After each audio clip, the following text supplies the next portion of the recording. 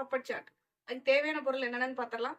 பொடியாக கட் பண்ணி வச்சிருக்க வெங்காயம், பொடியாக கட் பண்ணி வச்சிருக்க தக்காளி பழம், அப்புறம் மல்லி இலை, அப்பளம், மிக்சர் இல்லைன்னா ஓமப்பொடி எடுத்துக்கோங்க, வெள்ளரிக்காய் பொடியாக கட் பண்ணி வச்சிருக்கேன். இது ஆப்ஷனல் தான், தேவைப்பட்டால் யூஸ் பண்ணிக்கலாம். ஒரு அரை எலுமிச்சம்பழம், பொடி உப்பு, பெப்பர் பவுடர், சாட் மசாலா.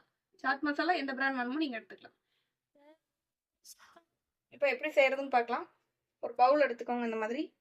அதில் கட் பண்ணி வச்சிருக்க வெங்காயம் ஆட் பண்ணிக்கலாம்.